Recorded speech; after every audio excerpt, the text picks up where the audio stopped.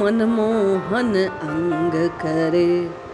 ताको केस खसे नहीं सिर ते जो जग बेर परे। जाको मनमोहन सोहरे। हिरन कसुप प्रहरार थक्यो पहलाद नहीं डारे।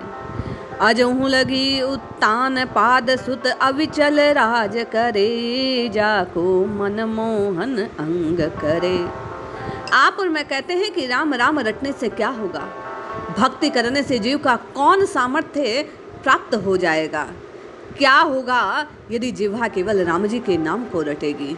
इसी बात को उदाहरणों से पुष्ट करते हुए कि राम जी के नाम में ऐसी शक्ति है जो इसे धारण करता है, जो पुकारता है प्रभु पल पल उसके कष्टों को दूर कर देते हैं। आइए संत सूरदास जी की वाणी में आप और मैं इस नाम यश की, प्रताप की, प्रभु के कृपा प्रसादी को किस किस ने अनुभूत किया, इसको श्रवण करते हैं। जय श्री हरि।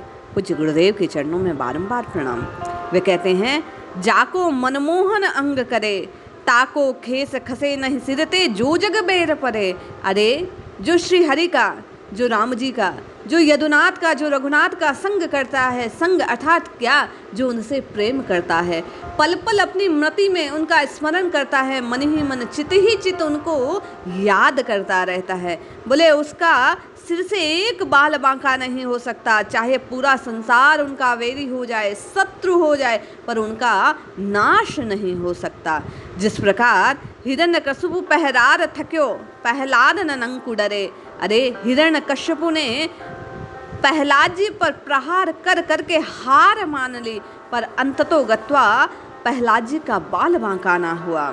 जिस प्रकार अजहू लागे उत्तान पाद सुत अविचल राज करे। पिता की गोद में बैठने की इच्छा को पूर्ण ना पाकर माँ द्वारा, माँ सुनीति अर्थात अच्छी नीति जब हृदय में धारण की, प्रभु को याद करने के लिए ध्रुव जी चले हैं, तो उसी ध्रुव को प्रभु ने अटल धाम अपना प्रदान कर दिया। ऐसी अद्भुत शक्ति है, सूरदास जी कहते हैं, प्रभु की भक्ति में। जो जीव जैसी कामना करते हैं, प्रहलाद जी अपनी रक्षा की कामना करते हैं तो प्रभु उनकी रक्षा करते हैं।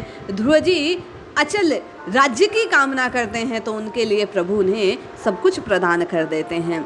राखी लाज द्रुपन तनया की कुपति चीर हरे। सूरदास जी कहते हैं, राखी लाज द्रुपद तनया की कुरुपति चीर हरे। कौरवों की सभा में जब दुशासन द्वारा दुष्प्रयास किया जाता है द्रौपदी के चीर हरण का, एक बार वो जो द्वारिकावासी को पुकारती है, द्वारिकाधीश तत्काल उसकी रक्षा को आ जाते हैं। संपूर्ण सभा देखकर हतप्रभ है कि नारी बीच सारी है कि सारी बीच नारी है, नारी ही की सारी है कि सारी ही की नारी है। इस प्रकार प्रभु अपनी भक्त को, अपनी द्रौपदी को, अपनी कृष्णा को बचा लेते हैं उसकी लाज का हरण होने से। भक्त एक बार प्रभु को जो मन से पुकार ले, पूर्ण सृष्टि प्रभु उसके लिए उसके सहयोग में लगा देते हैं। जो सुरपति को प्यो ब्रज ऊपर क्रोध न कछु सरे। ब्रज जन राखी नंद को लाला गिरधर बिरद धरे। जो को मनमोहन अंग करे। सूरदास जी कहते हैं, प्रभु ऐसे भक्त वत्सल हैं। सुरपति अर्थात इंद्र ने जब ब्रज पर कोप किया, बादलों को आज्ञा दे दी, जलमग्न करना चाहा ब्रजभूमि को, तो प्रभु ने अपने नंद के उस छोटे से लाला ने ब्रजवासियों की रक्षा करने के लिए गिरिराज को अपने नख पर धारण कर लिया और अपने भक्तों का बाल बांका नहीं होने दिया। अपने भक्तों को वह एक अंगुल भी कहीं कहीं कहीं कष्ट नहीं होने देते, जो प्रभु का संग करते हैं, जो प्रभु को अपने मन मंदिर में विराजमान करते हैं। सूरदास जी कहते हैं, जाको बिरद है गर्भ प्रहारी सो कैसे बिसरे।